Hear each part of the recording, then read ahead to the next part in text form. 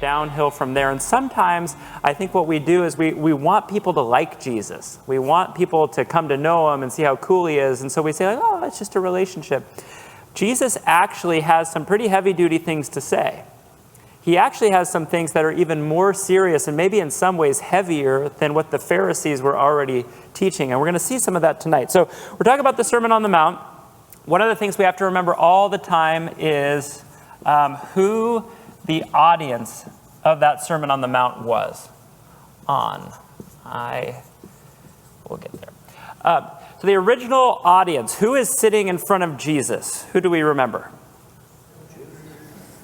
A lot of Jews, yeah. Jews, yeah, outcasts. That's kind of the key.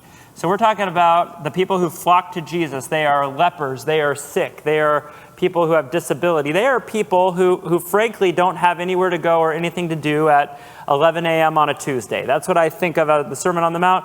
They're gathered around Jesus, and it says that he sits down and he gathers his disciples before him. And we talked about this. He has not called 12 disciples yet. What he's saying is that these are the original disciples in the generic term. Are we all on the same page? So these are the people who are there. They are people who are being called this word already. So we need to remember this, and here's why. Because if we don't, we're going to read the Sermon on the Mount, and we might leave thinking that the moral teachings that Jesus has are something that we should enforce on people who don't belong or believe in Jesus. And I think that would be a mistake.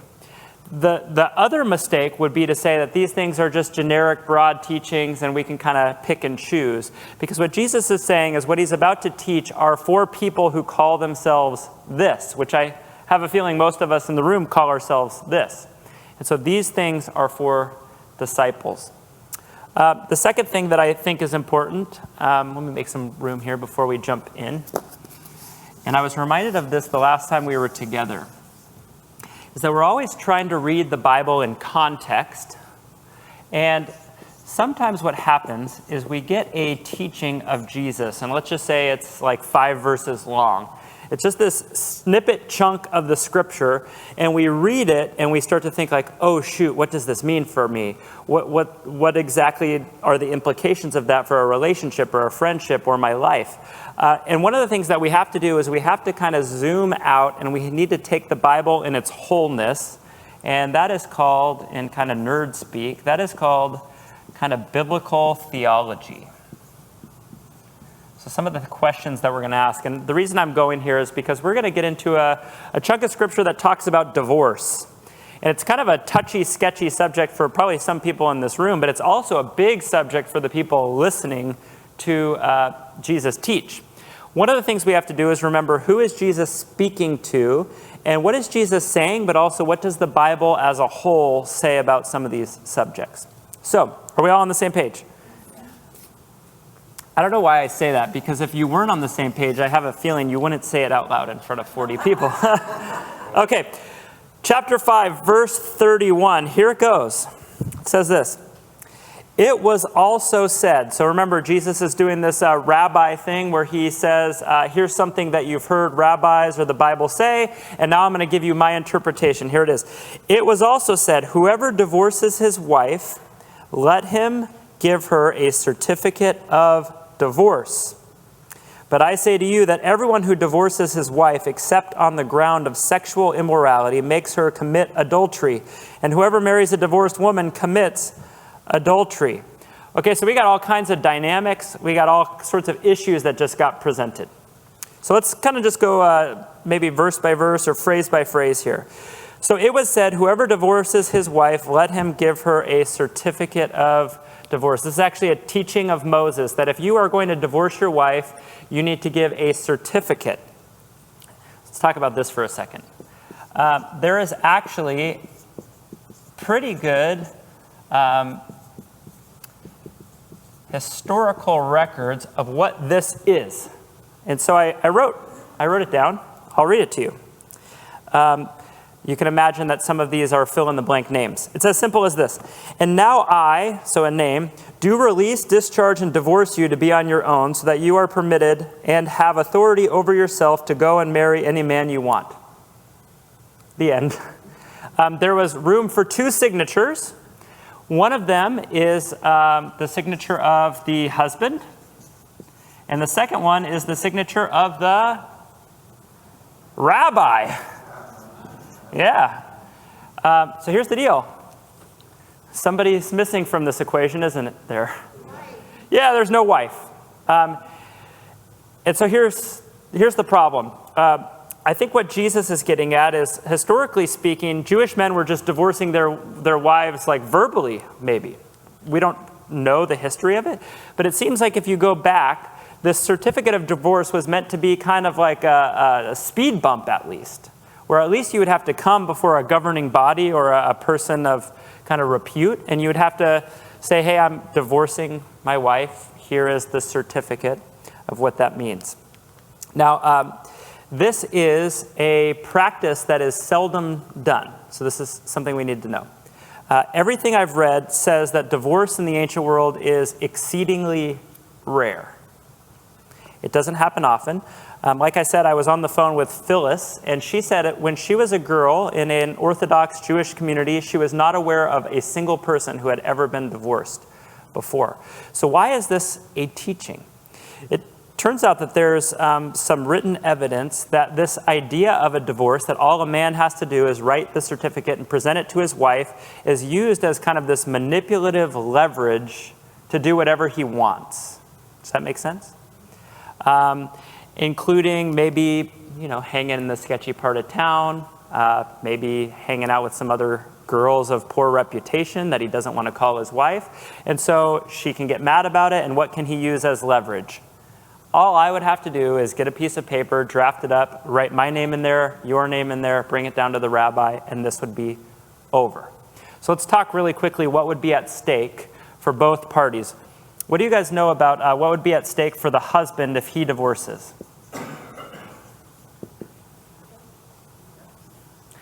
Pretty much nothing. It's true. Maybe like some emotional baggage, I think, is the only thing I could write down, right? Okay, so he's got a little emotional baggage. He is free to marry again? Yeah? And keep the house? And keep the belongings? Yep. What's that? Yeah, the kids belong to him. Yeah. They wouldn't go with the... No. Unless he said they did, yeah. The dad is basically the property owner and the wife is considered property. Yeah? Because the rabbi has signed this, he's okay going into the temple at that point. Yes, he's okay going into the temple at that point because it is solemnized. It's a done deal. So let's talk about what the wife has to lose. Everything, yeah. But let's be specific. Okay, home and kids. Okay. Reputation. Home, kids, definitely reputation.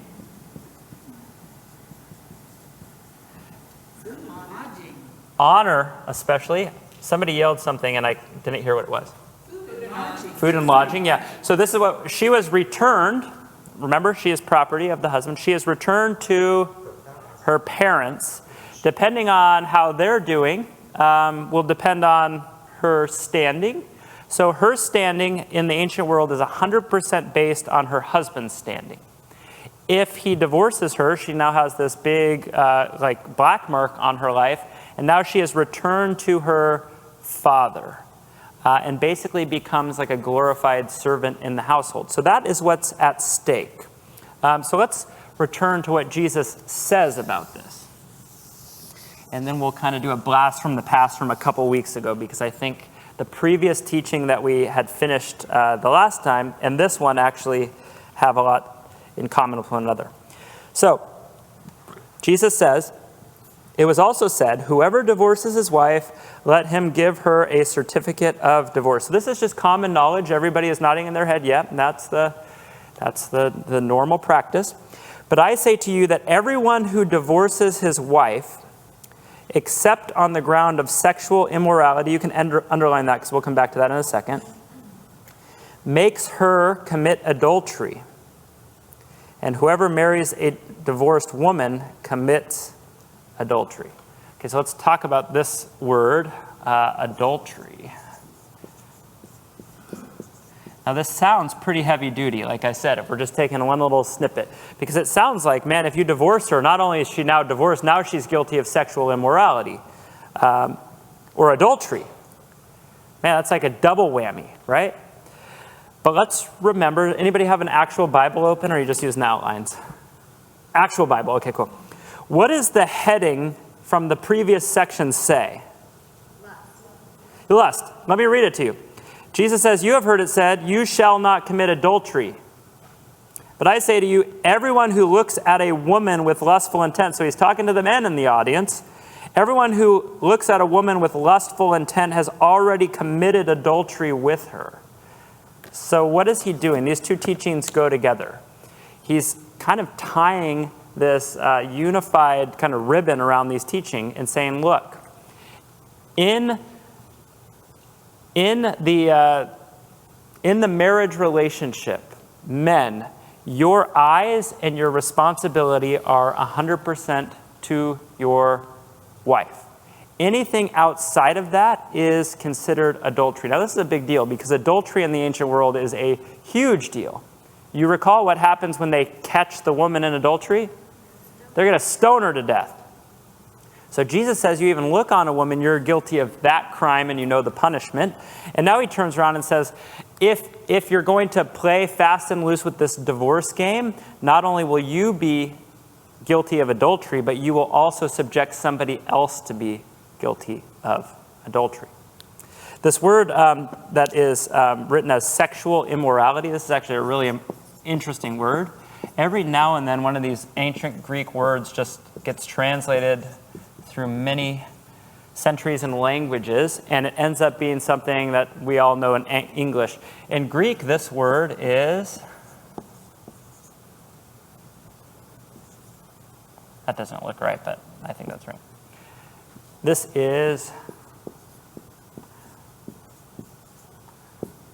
porneia, is what this means. I think maybe I made a little note here. Let me make sure. Can't find it. So that's what Jesus has to say about divorce and the marriage relationship. Okay, a couple other things that is important. Marriage in the ancient world, and we're going to see Jesus continue to teach this. Marriage for Jews has one and only one real goal, and that is to produce children. In fact, a marriage in the ancient world has nothing to do with romance. As we know from Mary and Joseph, they are arranged marriages. They are arranged for honor and standing. And they are arranged in a way where men have all of the authority, women have very little authority. And to have children is the sign of God's blessing to you. So children equal God's blessing. Which explains why, I think it's in Matthew 17, but it might be in 19. Jesus talks again about divorce. And do you remember what the disciples say? If the rules are going to be so strict, maybe, what do they say? Maybe you shouldn't get married at all. And they're like exasperated. They can't believe it. Like, how could that possibly be a realistic outcome? Because without marriage, then there is no children. And without children, there is no longer the sign and the perpetuation of God's family. What Jesus is going to start to say is that God's blessing and God's family is not dependent on this marriage relationship anymore. It's dependent on people whose conversion of hearts is to say that I am a disciple of Jesus. So this is a massive shift. The shift is that the kingdom of heaven is no longer populated. The understanding is no longer populated because I am a Jew. It's now populated because I am a disciple of Jesus. And to be a disciple of Jesus is to hear these teachings and live accordingly. Okay. Let's see.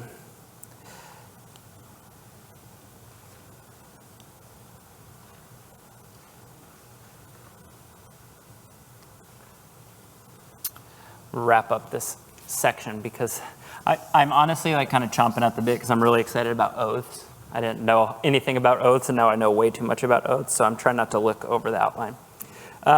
So let's talk really briefly about why is this such a strong admonition. This is a command that you don't do this divorce thing. What is God's intention of marriage? Let's just talk really briefly about marriage.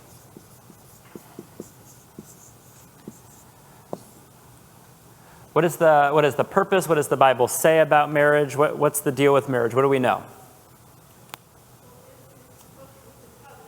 Yeah, perfect. That's a really important word. So it's a covenant.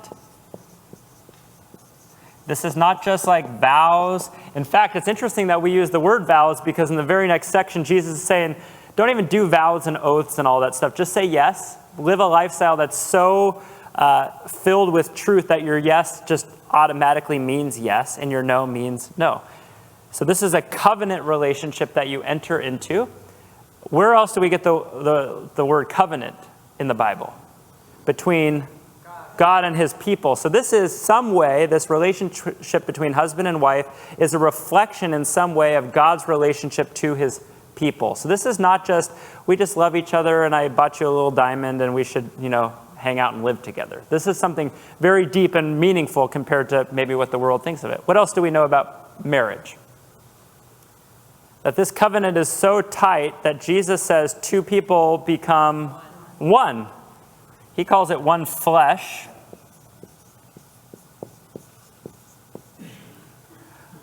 Okay. Anything else? God originally created marriage by Adam and Eve, right? Yeah. So the original creation story is that God says, hey, it's not right for this man, Adam, to be alone.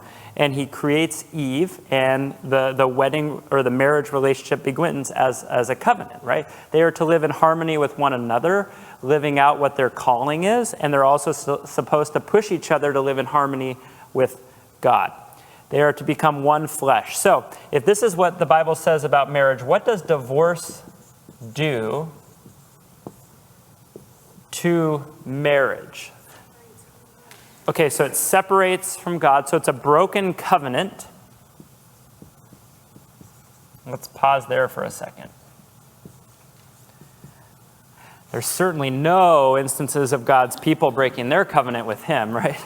So what happens when God's people break their covenant with God? Just commit to it and say it. Judgment? Judgment. Yeah, okay, there's judgment.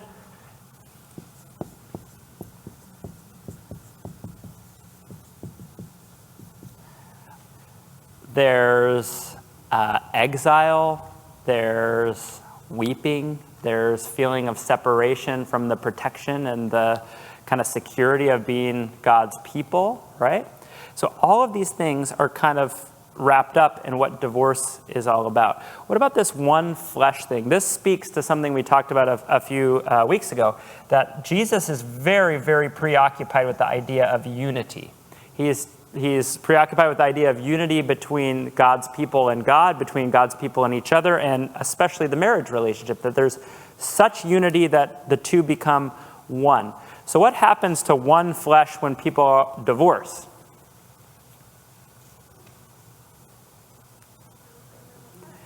To take one and make it into two, you have to there's something violent and tearing apart, right?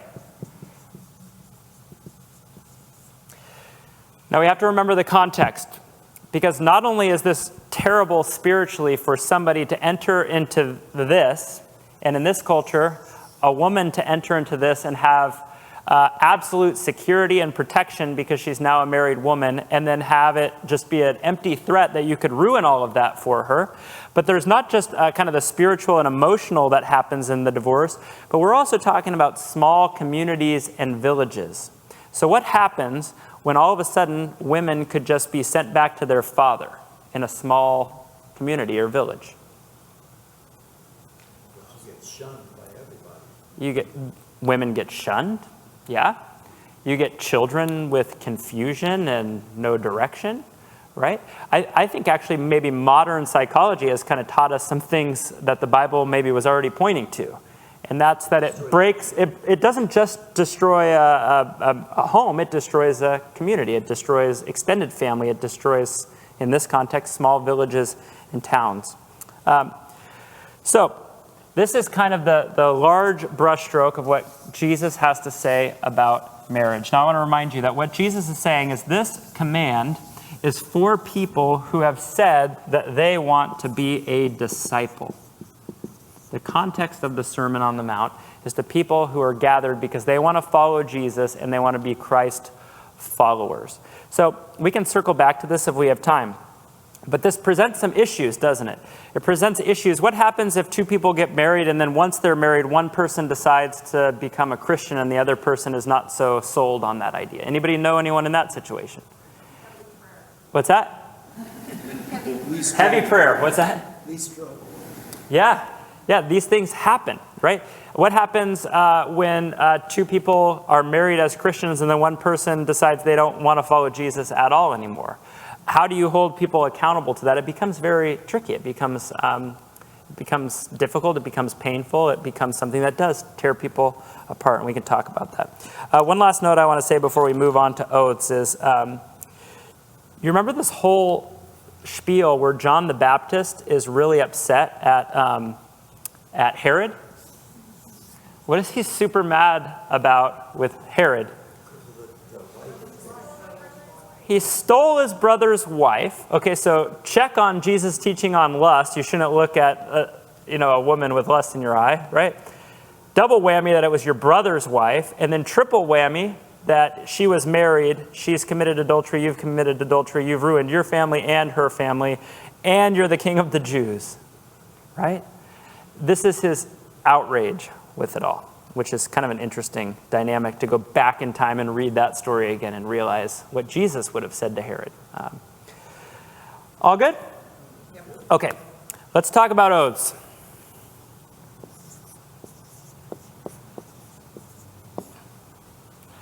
Okay, there's two, let me read it first. Again, you have heard it said to those of old.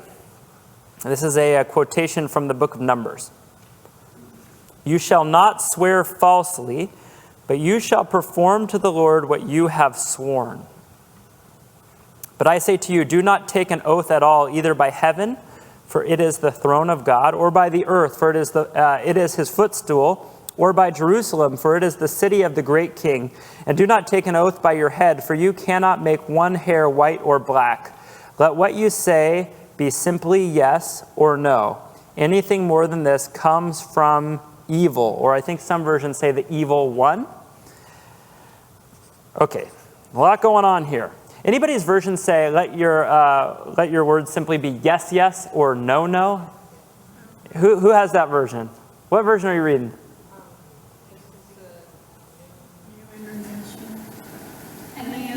NAB? New American Standard. NIV, American Standard. Yeah, in Greek, it's really let your words be yes, yes, and it says it twice, or no, no. It's like an emphasis, like that your yes should have the weight of double yes behind it, which is kind of a cool thing. So let's talk a little bit about this. There's two kinds of oaths in the ancient world, and it turns out that oaths and vows are part of almost every single day of life. So the first one is called an assertive oath. And this is just like it sounds. This is when you assert that something is true or not true. This is usually like what you think of like in a court scene, where somebody is like, did you witness this crime? Yes. Is this how it transpired? Yes. So you're asserting what is true and what is not true. And so this is like the famous court scene, I swear to tell the truth, the whole truth, nothing but the truth. That is what we're talking about with an assertive oath. The second kind is very Jewish, and it's called a voluntary oath. And it is totally what you think of as Pharisees. This is spiritually and religiously trying to outdo one another by saying, like, I swear by God's footstool that I will read my Bible every single day, and I swear by his holy city that I will pray day and night. It's like this theatrical swearing of things to show people how holy you are. And so here's the thing. Taking oaths with this fancy language becomes kind of customary to tell people how serious you are, right? So I don't know if you had this experience, but when I was like a kid, we would do this all the time. Like, you're like in the 5th grade, like, hey, do you have a crush on Cindy? And you're like, no. Well, do you swear by your mom's grave? And you're like, well, my mom's not dead yet, but yes. Like, it's so, there was like a level of like, how serious are you swearing you do or you don't? Everybody following? This is kind of what's going on here. And here's why. Because you are not, if you are Jewish, to take the Lord's name in vain. Okay. So I think we talked about this in the class. So much so that if you were reading in Hebrew and you come to the word Yahweh, you don't even say it. You just insert the word Adonai, which means Lord. So if you ever look in the Old Testament and you get it's just normal writing and then the word Lord is spelled like this, kind of in like small, dense caps. What it's saying is this is the word Yahweh, but Jews don't say it. And why don't they say it? Because you don't want to take the Lord's name in vain, and the best way not to take the Lord's name in vain is just to never say the Lord's name. That's like a foolproof way to never do it. And so you never, ever use the Lord's name in vain. And so when you go to swear an oath, you can definitely not swear on the name of Yahweh. That is a no-no. I write it like this because even to this day, even when Jews write it, they leave the vowels out to discourage people from trying to say it. Isn't that interesting? So it's just 4 consonants. So you can't swear by the name of God, but there's like this fancy backdoor way that you can more or less swear by the name of God, and that's what you mean. And you could do it like this. I swear by heaven, right? Well, we're getting pretty close to God's domain, but I didn't say his name, right? You could swear by Jerusalem, which is God's holy city, the city that he's going to set up the king. You could swear by the earth. You could swear by your head, and we'll talk about that in a second. So this is what's going on. You never use the name of God. So they come up with this like theatrical language to make sure that you never do that. So that's what's going on with this heaven and earth and Jerusalem business. This is more or less trying to swear by the name of God without doing it. And Jesus says, knock that off. That's dumb. Then he goes on and he says this. Let me flip back my page. But I say to you, do not take an oath at all, either by heaven, and do not take an oath by your head. So I didn't know this until this week, which is kind of embarrassing, but this phrase, your head, actually is synonymous with the same thing as your life. It was understood that if you lost your head, you lost your life. So basically what he's saying is you don't swear by your life. Why don't you swear by your life? Because as a disciple of Jesus, you recognize that you don't even have jurisdiction over your own life. You don't govern your own life anymore. You've already been doing that and it hasn't led to good things. You have turned over jurisdiction of your life to God. So how could you swear on something that doesn't belong to you any longer? Then he throws, I think, kind of a funny comment. Because you cannot make one hair white or black. Like, I think what he's saying is you are going to age. That's what's going to happen to you. Your hair will turn gray. Let what you say simply be yes or no. Anything else comes from evil. Let's talk about that phrase. Where's my eraser? Comes from. So I started reading and thinking about this phrase, comes from evil. And what actually helped me maybe dive into it a little bit, is everyone familiar with Mennonites? Mennonites, they come from the Anabaptist tradition. So some of the Mennonites you'd know the most would be probably the Amish, even the Quakers to an extent. And they are actually known for something that comes to oaths. You guys know what it is? They do not take oaths. If they are witnesses to a serious crime, say a murder, and they get called into court, they actually have religious exemption that they do not have to swear an oath. Because they read this and they say, we want to live a lifestyle that you can just count us at our word. Our yes means yes, and our no means no. And so I was like, well, that's interesting. These are people who are very committed to this no oath language, right? These are people who they don't serve in the military, partially because of they're nonviolent, but also because you have to swear an oath to something other than God to be part of the military. So they just take it at face value. We don't do that. You may remember there was a film a handful of years ago, Hacksaw Ridge. Did you guys see that one? Hacksaw Ridge was the story of a guy who was brought into World War II as a Seventh-day Adventist. They would not give him kind of religious reason to not enter. So he said, fine, I'll even go wherever you send me, I'll go, but I'm not carrying a weapon because I'm committed to nonviolence. So he's the first Medal of Honor recipient that never carried a weapon. He would just run in as people were shooting at him, pick up bodies, and bring them back. It's kind of an incredible story. So he's part of this whole movement. That's what the rabbit trail is about. But that movement basically says that this phrase, comes from evil, is this, that in order to swear an oath, and I think by human nature we all know that this is true, that when you swear an oath, there's immediately this little feeling that somebody is lying or has the potential to lie, because if they have the potential to lie, then we need the oath in the first place, right? So an oath is important because we have a potential to lie. If we just think of our own court system, what happens if you lie under oath? What's that? Perjury is what we have a crime designed for what happens to you if you choose to lie under oath, right? We have a whole system set up to make sure people don't do that. What the Mennonites, I think, taught me this week is this, is that if you are formed in the likeness of Jesus, your language becomes so true that there is no reason to take an oath. The fruit of your life is such that there's no reason that you have to swear anything, because people know by your character that your yes is a yes and your no is a no. One author I read this week said it this way.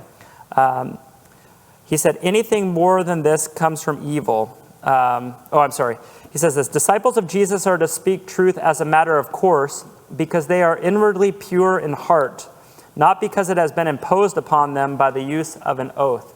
That what is true comes spilling out of the disciple of Jesus because they have submitted themselves so fully to him. They recognize not even my life is my own jurisdiction any longer. It belongs to Jesus. And over time, what happens is your simple yes carries the weight that is greater than somebody else's oath under oath. The idea that... If you swore an oath to some of these people back then, they would immediately impugn your integrity. Why did you have to take an oath? That's what Jesus, I think, is getting at. If you have such high moral standing and such high character, and spoiler alert, he's going to end this section of the Sermon on the Mount by saying you should be perfect as your heavenly Father is perfect. The last thing, and this is really important, is the opposite of true is false, right? There's this dichotomy between speaking the truth and lying.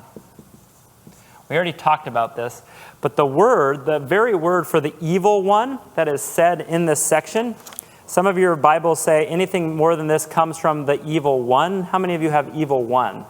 A handful. The evil one, what does that word actually mean? At its core, it means the deceptor, the liar, right? It's the accuser. So there's something about lying that is the character of the evil one. Satan in the Bible is the liar. He is the accuser. He is the one who brings darkness and sin into the world. And so to belong to God is to belong to the one who emanates truth and light. Does that make sense? So to be like him is to be somebody who speaks truth. Any thoughts or questions about oaths?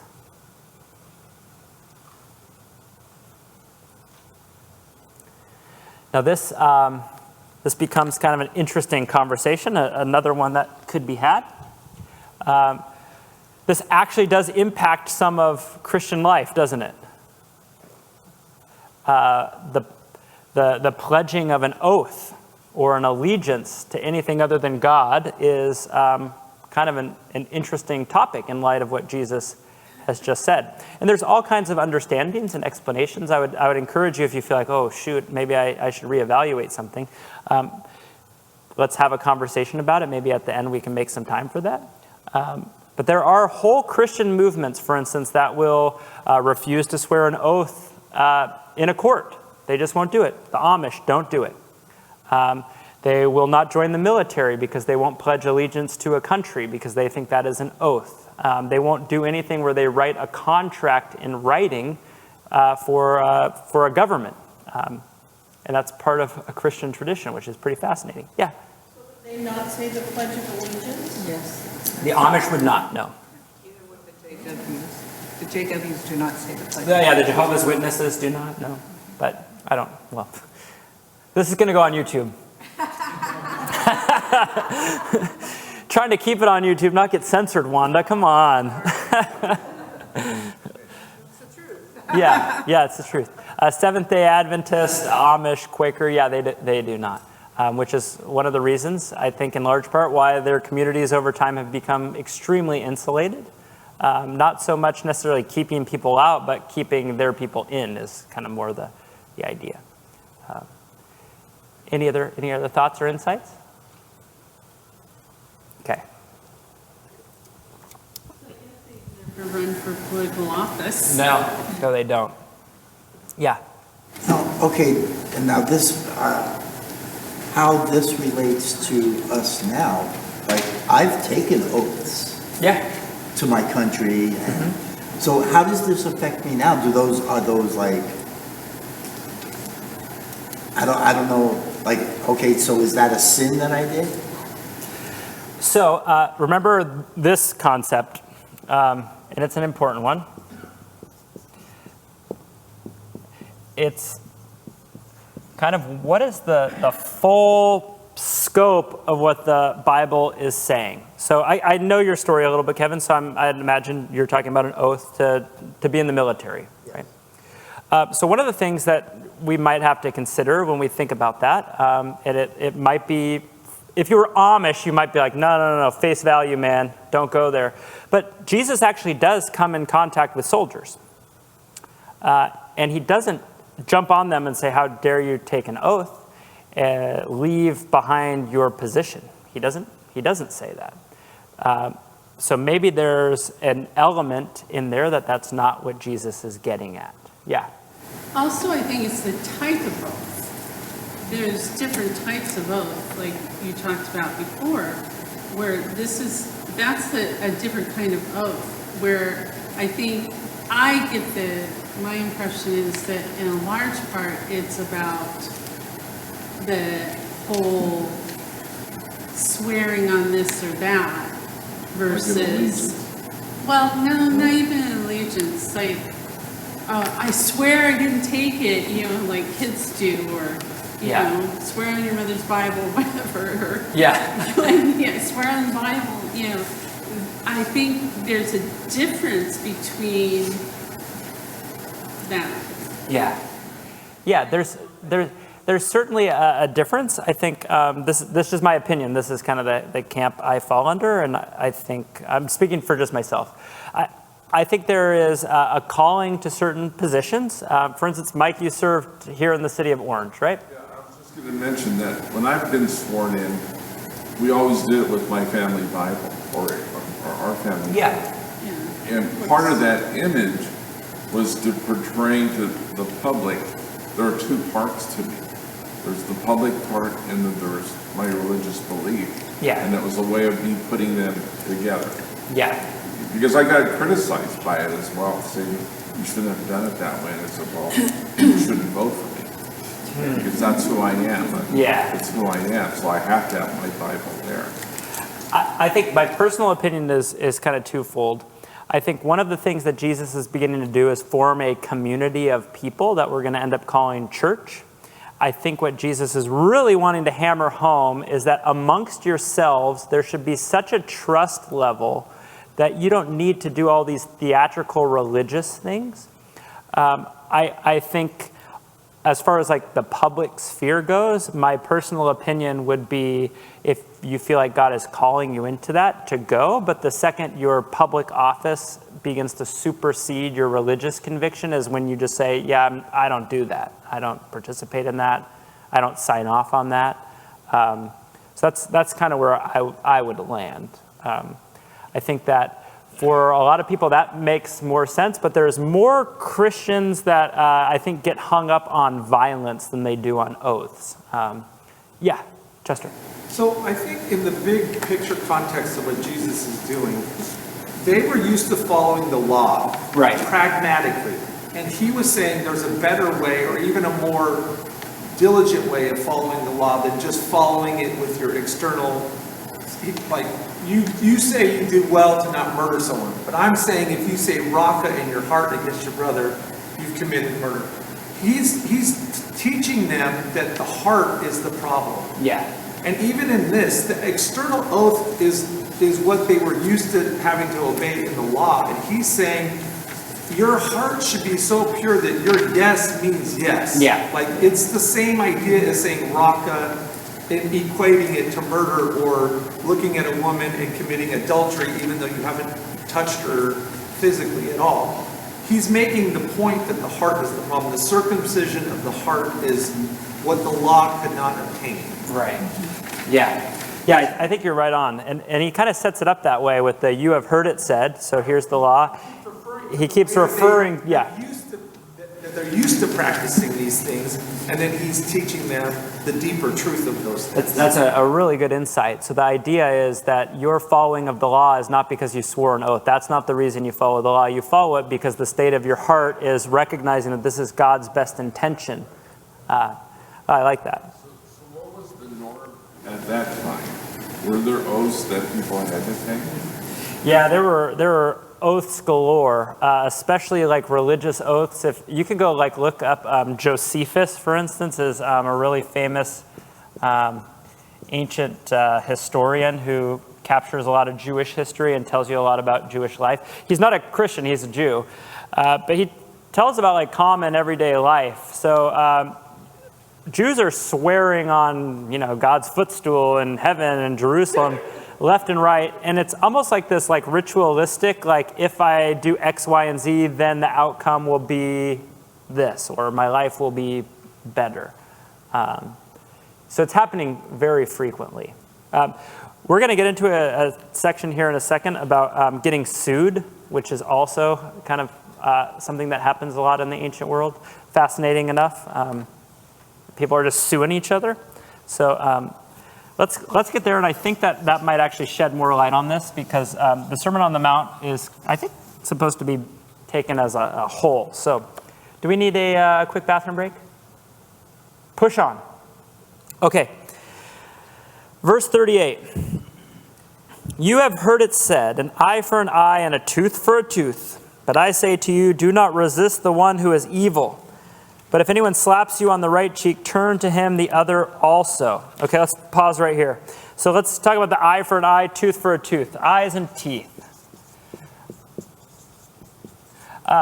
It's a kind of common misconception. We often say this as like, if someone hits you, hit them back, an eye for an eye.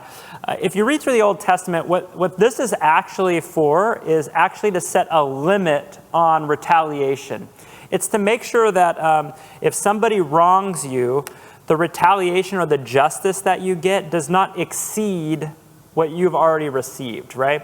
So it's kind of the idea that if somebody, takes out your eye, the equal just punishment back should be ended at the extreme limit of taking their eye also. It shouldn't exceed that. You shouldn't get to take one of their kids or something. That would be outrageous. It does the punishment doesn't fit the crime. Does that make sense? So people are in the understanding that if somebody wrongs me, I want to get back value out of them for wronging me, and so I'm going to go to the furthest extent that I can. If they take my eye, I'm going to take their eye. If they cheat me out of $10, I'm not settling for $9.99. I'm getting the full 10. That's kind of the idea. So Jesus said, you have heard it said, and you live this way. But I say to you, do not resist the one who is evil, but anyone who slaps you on the right cheek, turn to him the other also. Okay, so we got this idea that's kind of rooted in the culture. And this is where I think Jesus' teaching just becomes like just mind-blowing. We're talking about this culture, and we talked about it a lot in our class before we started Matthew. This is the culture of honor and shame. This means absolutely everything to everyone.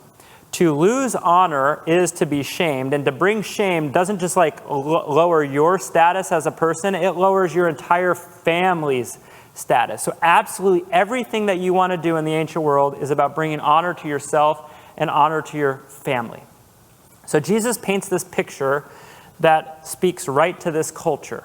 And I'll just say, spoiler alert, what Jesus is going to do is begin to teach these things about retaliation. And the retaliation you have is not to hurt somebody back, it's to point to this. And I'll show you how. I say to you, do not resist the evil one. If anyone slaps you on the right cheek, turn to him the other also. So, Kevin, you want to come up here really quick? So this is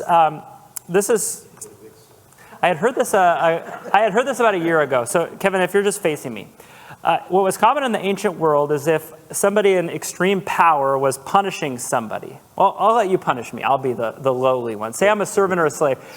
A backhanded hit is what is appropriate to scold somebody. So if I'm standing at you and you hit me with your right hand backhand, you hit my right cheek. Does that make sense? Okay, you can sit down. Okay. So that's the backhand.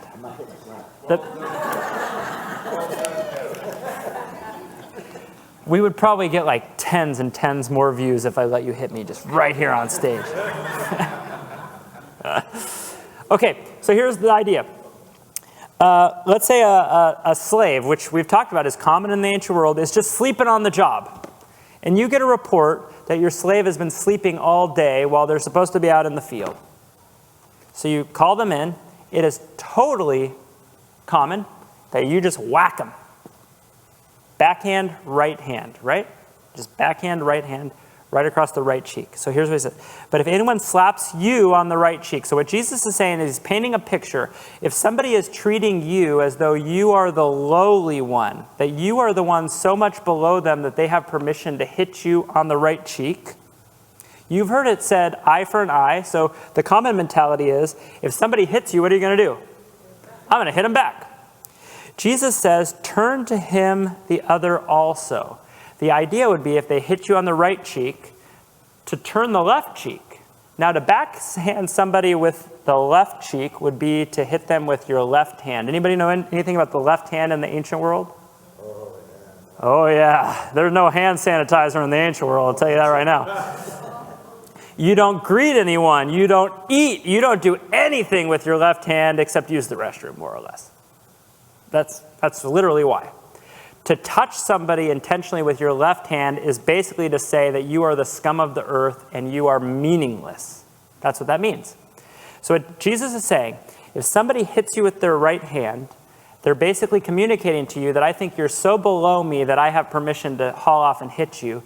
Turn the left cheek to them also and present to them the opportunity to communicate to you that they think you are nothing, that you are absolutely nothing. What that does is it speaks directly to this. Because if anyone is around and they recognize that you're going to hit somebody a second time and they haven't hit you back, this brings absolute utter shame on you for thinking of somebody so lowly that you could hit them twice that they won't even retaliate to you. Yeah, John, were you going to say something? Yeah, I was thinking of it differently when as far as the left cheek. If you backhand somebody, right? Yeah. And your hand is here, and you turn your cheek, he can come back with the same hand. Oh yeah, I can see that. So backhand and then forehand. Go ahead and I guess that's possible. The only reason I didn't say that is I feel like what I've read is it's a presentation and opportunity to hit somebody with the backhand. So apparently that people just went around fighting like this. They just backhanded each other, I guess. I don't know. They were watching a lot of like 90s Valley Girl teenage sitcoms or something. So that's what Jesus is doing. So he says this, do not resist the one who is evil. Don't resist the one who is evil. This is telling because what Jesus has just said is somebody who thinks of you as that lowly is already labeled as what? Evil. I think what Jesus is saying is the retribution, the justice does not belong to you. Because if somebody is basically said to be evil, whose business are they? God's. God will take. You can count on God's justice. Now this sounds awesome. Yes, all my enemies, they're going to be smited, just like the Old Testament, right?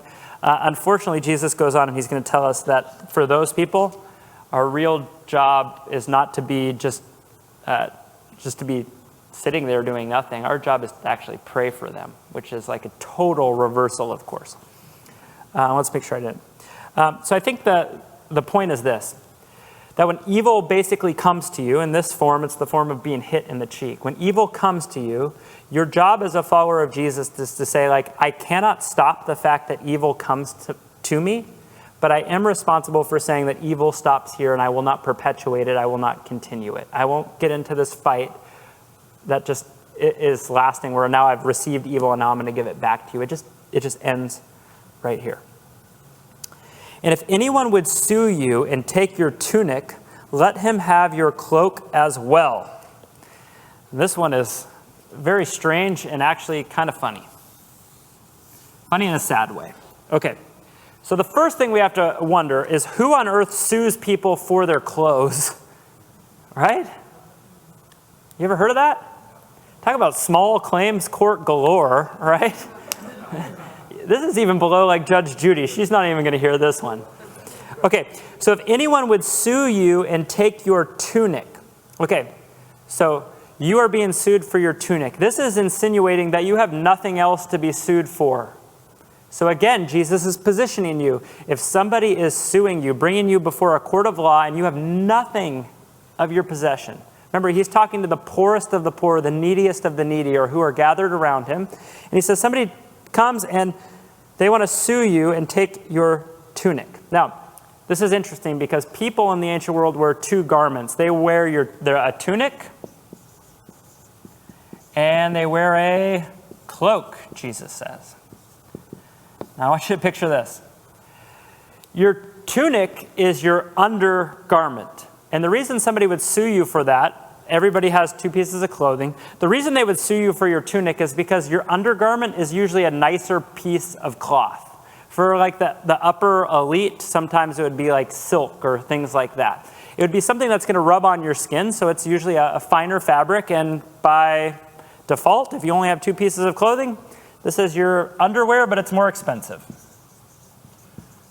Right? It's worth more money.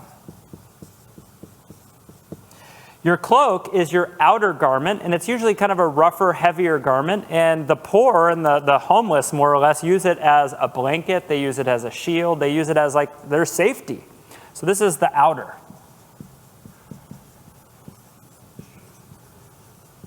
So when Jesus talks about people in rags, I think what he's talking about is they don't even have something of security to keep them warm as a cloak. Okay, so here's the picture. You're standing in court. Somebody has something against you and they want to sue you. They want to sue you for what you have of value, and the only thing left you have is your tunic. So they just sued you for your underwear. Got it? Jesus says, let him have your cloak as well. So now what are you wearing? You're wearing nothing. You are naked. Or as my son would say, you are naked. Okay, so I think people are laughing, but also understanding the picture as Jesus is teaching this. Because now, if this really happened, you're standing there naked. And it does kind of two things in the ancient world. You're fully undressed. You've handed your clothes over. Now you're standing there naked. There's actually an example in Genesis, I think. It's Moses, I think. Who is it? Gets really drunk. You know what I'm talking about? And then the children walk the blanket backwards. Noah, sorry, yeah, Noah. It's interesting. These guys all have checkered pasts. It says he had a little too much wine. A little too much wine that he passes out naked. That sounds like a lot too much wine. Okay, so But here's the deal. In the ancient world, for you to look upon somebody who is destitute and naked, it doesn't shame them. They have already received as much shame as possible because they're naked. It actually brings shame on you. So this action that Jesus is saying, okay, somebody's going to sue you for your tunic. You could argue and say, are you out of your mind? You're suing a poor, destitute person that has nothing. Jesus says, no, don't even do that. Just give them your cloak too. And you're thinking, what? Oh, that'd be interesting. What would happen? I'd be standing there naked. I couldn't really get more shameful than I already am. I'm getting sued for my clothes. What you have just done is you have shamed the person and pointed out that this person is so selfish and so greedy that they would take all that a human being has left. This is, again, the hitting with a left hand. This is saying that you are so below me, you are not even a human. I don't even see the image of God in you. So it points out the person suing you as heartless. Now, this sounds crazy. I don't know that this exact thing happened often, but we've talked about this a bit. This suing thing happens a lot. And do you guys remember we talked, I can't remember when it was probably in our class. We talked about the fact that oftentimes children were given up to more or less be servants and slaves for a period of time to pay off their parents' debt. When people were in powerful positions, they were trying to indebt people. This is one of the ways that you grow your empire. This is one of the great ways that you build your honor in a weird backwards way. It's you indebt people, and so what do? They have no choice. They have to sign their land over to you. And now you own even more land. And in the ancient world, when you own a lot of land, your standing goes up, right? It's they sign over, they have 3 servants, right? And they're indebted to you. Maybe their harvest was bad and you had some left over, so you gave them, and they had to sign their servants over to you. Well, more servants in the ancient world means more honor. And so what people would do is they would just sue each other. They would find a legal way to sue people into debt. And the only way out for somebody like getting sued for their cloak would be, why don't you just sign yourself over to me as my slave for 5 years, and then we'll cancel your debt. And that's how it worked. So Jesus says when you get in that situation, there's no recourse, but you can take somebody who thinks they're honorable and you can insert shame before other people. That will drive the point home. And if anyone forces you to go 1 mile, go with him 2 miles. So many of you probably know this, the 2 miles thing, or the 1 mile. Anybody know the kind of historical significance of the 1 mile? That carry the soldiers. Yeah. Stuff. Yeah, exactly. So Rome comes in, they conquer all kinds of areas, including Jerusalem. There are concessions. Jerusalem's allowed to have their own puppet king. You know, they call him King of the Jews. He's just a poser. He doesn't really have any real authority. They run Jerusalem. As long as they're getting their taxes and what they want, everything's going to be fine. But then they start implementing some indecencies to people to make sure that they know who's in charge. And on the main roads, there are markers. I don't think it's 1 mile exactly what we would say modern mile, but it's how it gets translated. There are markers, and a soldier could look at you. It doesn't matter if you're late for work and stuck in traffic, and say, you're going to carry my pack for the next mile. And they were allowed to legally force you to carry their things, and you had to do it. If you didn't do it, it was a crime. And the limit was 1 mile.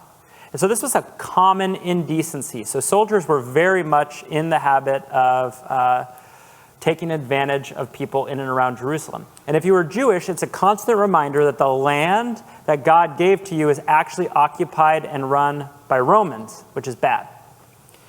So soldiers are coming up to people left and right. This is very common. You, stand up, carry my pack. You may recall this. Jesus is being crucified, or before he's being crucified, he's been flogged. He can't carry his own cross. So what do the Romans do? You, get over here. Carry this cross, right? He doesn't argue, because to argue would be a crime. That's Simon the Cyrene, right? Okay. Jesus says, okay, so a Roman comes up to you. He's used to taking advantage of you. He knows what the laws are. He knows he can force you to do this, and you can't get out of it. And so you could have this super negative attitude, like, stinking Romans, they're ruining life. We should get rid of them. Jesus says, if anyone forces you to go 1 mile and you're thinking, yeah, kick them in the shin, right? That's what I hope Jesus says. He says, go with him 2 miles. It's an interesting dynamic. So if you were supposed to carry a pack for a mile, what kind of reaction do you think Romans are used to after 1 mile is up?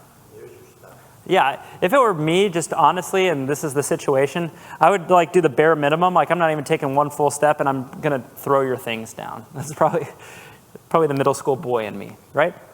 This is what Romans are used to.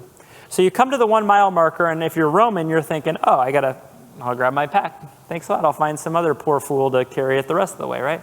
And you say, like, hey, is it cool if I just carry your pack a 2nd mile?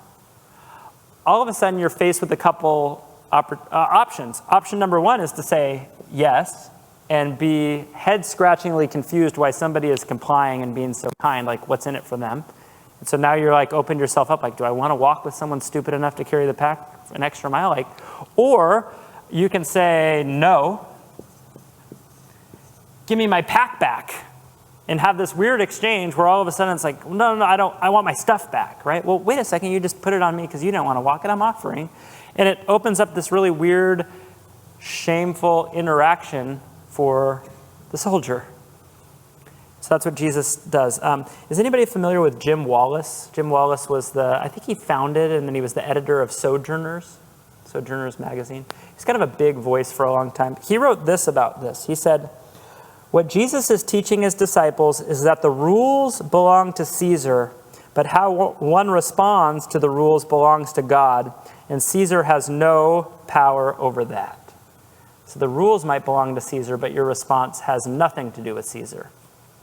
So you can take it as a pure coercion, that Caesar is forcing you into this, or you can take it as an opportunity to do something that's unexpected. You notice that Jesus is always doing this? I think Jim Wallace actually he might have written a book or an article at one time called something like Jesus and the third option or something like that. Are you guys familiar with that? The third option, and some of the examples that he points out are like the woman who's supposed to be stoned, right? They come to him and say, Jesus, she's caught in adultery. What do you say? Should we stone her or not stone her? 2 options. There's 1 option, yes. 2nd option, no. Jesus bends down and starts writing in the dirt, and he comes up with this very creative 3rd option, that Jesus is always offering a 3rd way. In our mind, when we think there's either yes or no, Jesus is offering a different, holier way out. Yeah? I would just like to give a counter on Jim Wallace. He's got really messed up theology in a lot of ways, so I wouldn't take him as an authority. Okay. He might be a broken clock, but he's right once. I thought broken clocks were right twice. AM and PM. I didn't know that. Okay. Yeah, we walked out of a message that he was given one time. So. Where at? At Houston.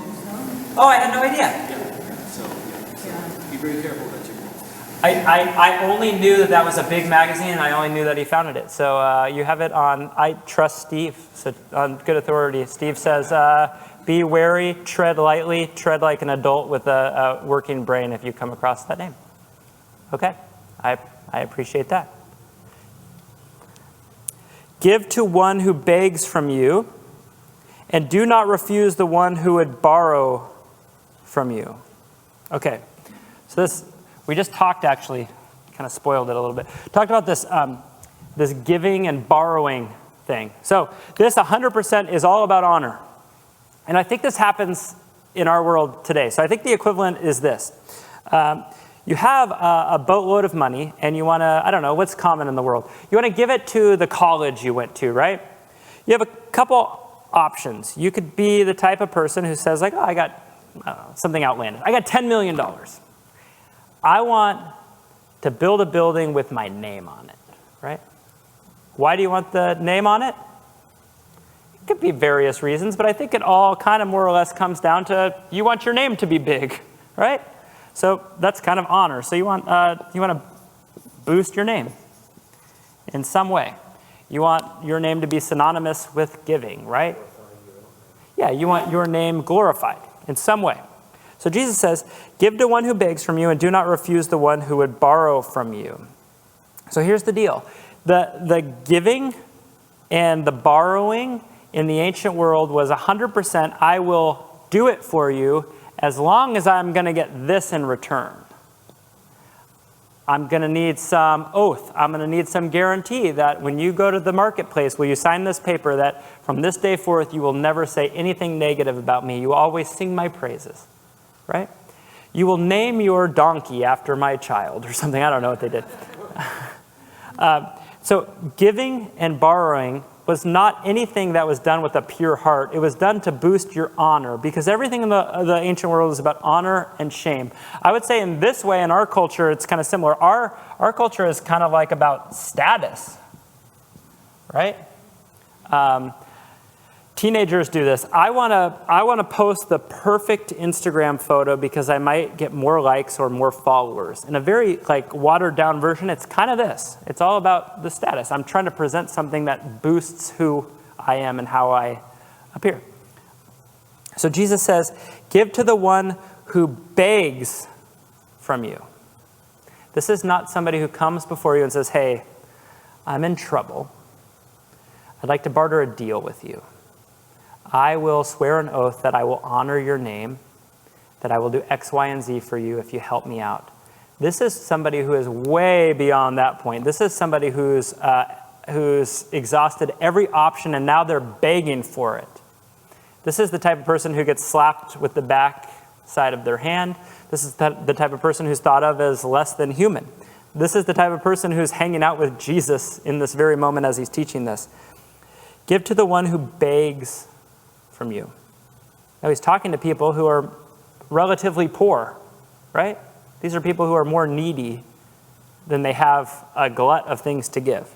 So Jesus says, if somebody has reduced to the point that they are begging from you, give to them. And do not refuse the one who would borrow from you. So in the ancient world, it basically became this kind of benefactor-client relationship, where the second I give you money, or the second I give you something, you're now my client. And the way that you pay me is in honor from this point forward forever. And what it does is it creates a hierarchy system of I'm better than you. I'm greater than you. My name is better than you. It's more honorable than yours. And I'm going to keep it that way because you will always be this, and I will always be the one who has something to give. He goes on and he says this. You have heard that it was said, you shall love your neighbor and hate your enemy. But I say to you, love your enemies and pray for those who persecute you. Pray for the one who slaps you with the back of the hand. But I say to you, love your enemies and pray for those who persecute you, so that you may be sons of your Father who is in heaven. I would underline this, so that you may be sons. Maybe a little quip of some of these. In Greek, the word is adelphoi. It's actually it's the same root that's in the word Philadelphia. It's brother, but it's plural. And in the ancient world, if you said adelphoi plural, that doesn't just mean boys, it means brothers and sisters. So he's saying, so that you may be sons and daughters of your Father who is in heaven. Now here's the thing. Done some digging about the ancient world, and I think that you could have spared me the digging and just told me what you thought, and you would have been right. Who do Jews love and who do Jews hate? Just generally. Who do Jews love? Jews. Yeah. Who do Jews hate? Everyone else, which is called Gentiles, right? Now, here's the thing. We read that word love, and we always immediately think like romantic love. But this is the word agape. Many of you know this word. Agape is not a feeling word. It's a word that kind of at its root means to prefer someone or to anticipate someone's needs and think of them as greater than yourself. So that actually adds an even deeper element to this. So what it's saying is, you have heard that it's said to basically prefer to seek out the best for your neighbor and hate or do things to shove aside your enemies. So you've heard that it's said that you should do everything you can to prefer Jews. And this comes into play even in the Old Testament. Jesus has a huge problem, and he's constantly telling them, when the widows and the orphans and the foreigners are amongst you, you got to take care of them. You got to stop doing this garbage, right? So Jesus is reiterating that. But then he adds this element. He says, so that you may be sons and daughters of your Father who is in heaven. Now, this is kind of foreign to Jews because Jesus just said that if you want to be considered a son or a daughter of God, how do you do that?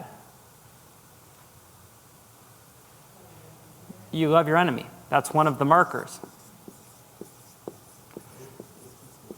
Yeah, and pray for your enemies. Love and pray for them. Jews thought, very literally, I am a son of God or daughter of God because I'm Jewish. I don't got to do anything. I don't have to do anything. I was born. That's it. I have the same blood of Abraham, therefore I am better, and I have the right to treat enemies poorly because I am an elected child of God through Israel, through Abraham. That's why. And Jesus says, no, so that you may be sons. So what is your identity marker that you belong to God?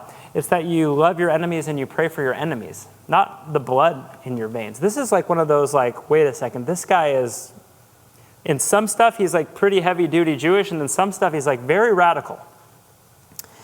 For he makes his son, I like his son, remember who created it, rise on the evil and on the good. And he sends rain on the just and the unjust. Basically what he's saying is that God is able to provide for everyone. The other thing that we have to remember is when we read the Bible, we often think oh, son of God, that's me. I'm not an enemy of God, right? But when you open up the family of God and say that to be a son of God is to follow what Jesus says as a disciple, all of a sudden you get a whole bunch of people who used to be God's enemies and now they're God's sons, right?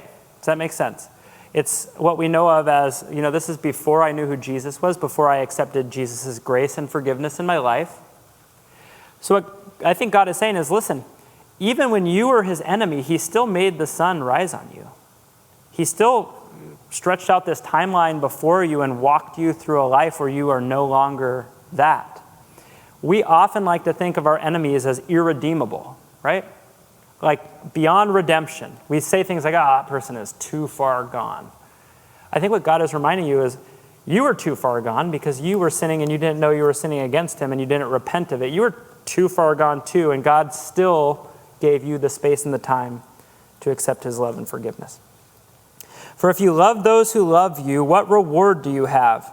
Do not even the tax collectors do the same? And if you greet only your brothers, this should be read as fellow Jews, what more are you doing than others? Do not even the Gentiles do that? Even Gentiles prefer other Gentiles. It's the exact same thing. You therefore must be perfect as your heavenly Father is perfect. Whoa! I wish you didn't say that part. Perfect. Okay, this I think can really trip us up, or it can be pretty simple. This word in Greek is the word telos, and it's the completion. Many of you actually know that Greek word because it shows up pretty often in philosophy and theology and all kinds of things. So this idea of being perfect is, it's not to be morally flawless. We know that for sure because the whole reason Jesus is teaching this is saying that the law by itself can't get you there, right? That's the reason he's saying that. So to get here, the law is not going to get you there, right? So we know that for sure. So how are we possibly going to be perfect? Jesus. Jesus is the answer. That's an easy one because Jesus is always the answer. Okay, So how is Jesus the answer to making us perfect? Because clearly Jesus is not dumb. Jesus recognizes that the people sitting before him will sin again, right? He's going to continue on and he's going to say, like, these 12, these are my go-to guys. Let's talk about what they do. One of them just sells them out blatantly for money. So, knew that was going to happen. One of them denies him in front of all sorts of people. None of them show up at his crucifixion, right? So he's not telling them to be ethically and morally perfect in some sense that's based on the law. So, how do we achieve that? We achieve it by living constantly in God's grace and forgiveness. And there's something beautiful and also something terrifying about this. The beautiful thing is that when you live in God's grace and forgiveness, the Bible is clear that he sees you through the lens of Jesus as perfect, holy, spotless, and blameless, which is very hard for a human to get their minds around because all of us know what we are capable of. The challenging part is that if you live into God's grace and forgiveness, you become hyper aware of your own shortcomings very often, right? John Wesley, who more or less founded like the Methodist Nazarene, I've never had this happen. You guys see this? The whole back of the pen just came right off. This is a new thing. John Wesley, who founded what we know as like the Methodist Church, not the modern Methodist Church, but the old good one. Sorry, YouTube. He used to have groups of accountability come together, and you know what they would do? They would pray with each other and they would talk, but in between, they would keep a notebook of all the thoughts that they had that they thought were veering towards sinful or blatantly sinful, all the things that they did, and they were holding each other to account and then just bringing it before God. They were trying to live this out. And so to be perfect as God is perfect is to recognize that only God is perfect, and only in remaining in his grace and forgiveness can we be perfect. I think the last piece that's important as we wrap up is this pray for your enemies piece. Got to be honest, I don't pray for my enemies often. Hopefully I'm in decent company. But I think this is combined. To be perfect has an element of praying for enemies. To pray for enemies, I think, is really in some ways attached to something we learned a couple weeks ago, and that's if your brother or your sister has something against you, you leave your sacrifice at the altar and you go make it right. It's this idea that when we pray for our enemies, our heart begins to soften for them, and we begin to realize, you know what, they're not our enemies. They are pre-forgiven people. They are people with the potential to come under God's lordship, and I'm going to pray to that end. It begins to melt away the concept of enemy at all. It begins to say, you know what, I have something invested in wanting to make something broken, a relationship, whole again. I want to seek what's best for even people who don't like me. And there's something about that God says begins to emanate things like when you say yes, it just always means yes. You don't even have to swear an oath. There's something about that leads to a lifestyle that lives out, I'm sitting in God's grace and forgiveness every single day. I recognize I fall short too. I recognize that I too was once an enemy of God and God welcomed me in. And so I am praying, God, that you would do the same for this person. I want to wrap up here. I think I left you a couple questions you can jot down if you like to do that on your own. But any final comments or thoughts tonight? Yeah. I just wonder, like, just thinking about all of this, because we don't really operate in an honor and shame society anymore. So how do we, I think I know. I mean, honestly, it's, I was just thinking, well, how does this apply to us? But I guess it's about the heart, like he was saying earlier. But some of it is, when you look at like divorce and everything, it's like, well, how does that apply today? Yeah. I don't want to telegraph this because I haven't decided yet, but my gut tells me that when we're done with the Sermon on the Mount, we should pause for a week and go back into it and find some really specific application to it. But it's a good question, because when we really start digging into the culture of the Bible, sometimes that culture doesn't look like our culture. So if there's a little inkling of divorce, that was the reason you don't divorce is because you just leave a woman high and dry with no standing, no ability to provide for herself, and humiliated. And that's maybe not exactly how our culture works anymore. How do we bring the two together and say, well, what is God's heart? I'd say in that instance, God's heart is that two people who know him and love him and commit to a covenant with each other, not just a civil marriage. They agree that they're gonna tough it out, they're gonna work it out, and they will not do that. But that's just not how the world works. So, yes, Cecil. Yeah, I have a hard time with the praying for your enemy. You're the only one. When you pray, do you pray that please soften up their heart so they can see it my way, or where did I walk about? Dear God, make them more like me. All right. Amen, Emily. Yeah, I think, and I've said this preaching before, I think before you even do that, for me, before I even pray for my enemies, because I'd like to, it sounds awesome. I'm not motivated to, frankly. I think before that there is a prayer that says, God, I want to. I don't, but I want to. Your word says I should want to. Can you do something in my heart? Maybe it's just start with an easy enemy. Maybe like an old enemy where the beef is like 20 years old and we could just start there. Maybe that's how God works out. But I think that sometimes just coming honestly before God, like you've commanded me to do this. I don't want to. There's nothing in me that wants to. I want to follow your word. So help me want that. Maybe that would be a good place to start. Maybe I shouldn't confess that to you. Yeah. I just think it's interesting that it's after that particular section that he says, be perfect as I am, because that was what Jesus did for us while we were yet still sinners and while we were still yet enemies.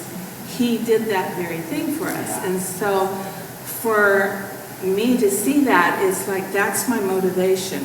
What did he do for me that when I was an enemy, when I persecuted him, when I was a sinner, in that state, he loved me and he interceded for me and he gave his life for me. So I have to start there, otherwise I have nothing to give. Yeah. I think that remembering our salvation, maybe some of us had a very distinct, that was the moment. I think for me it was like the season of like 3 or 4 weeks where I was like, I don't know when it happened, but I am a Christian. I know 100% right this second I am, and a month ago I was not. I think remembering the salvation moment, but also remembering that we are not complete, we are not finished. The Bible talks about sanctification. This is an ongoing process. And sometimes we talk about others as though we are finished products, and if they could just get to how we are, they would be good. And that is a really nasty trap to fall into. So part of our sanctification, I think we're on the same page, is God, I want to. And maybe in 3 months or 3 years, we look back and say, I prayed that and God made me want that, and I've been doing it since. And you can see that we are works in progress. And I think when that's our mindset, we look at people as they're not our project. We're not trying to catch them up to speed to where we are. We're trying to introduce them to Jesus and let Jesus do what Jesus does. We cannot save people. Sometimes we act like if people are our projects and we just do it good enough, we will save them. And Jesus is clear, you cannot, but he can. So any other, yeah. April. Just on that same note of what you were saying, I want to. I had a very difficult situation, and I just started praying to help me to see that person through God's eyes, because that's all I could do. Yeah. Was it your husband?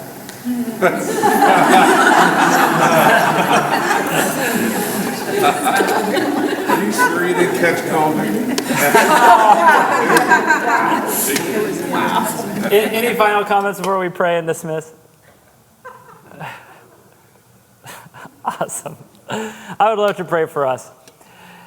God, thank you that your word, it convicts us, it leads us, it leaves us scratching our head, it makes us excited and following our curiosities. We're just so grateful that you left it for us, that we recognize today that it's true, that it's right, it's the thing that can lead us in the way everlasting. And so we just pray that it would make us fall deeper and deeper in love with you, that every verse, every page that we turn from this point, that we would just come to know you more, we would come to admire you more, and ultimately we would come to depend fully on your grace and forgiveness in our lives. So would you help us this week to remember who we are in you, that we are your sons, we are your daughters, and we want to live more and more like that every single day. So would you give us opportunities to do it at home, in our workplaces, with our families? We want to be like you. So we just ask that maybe by this time next week we'll look back and think, you know what, I am more like Jesus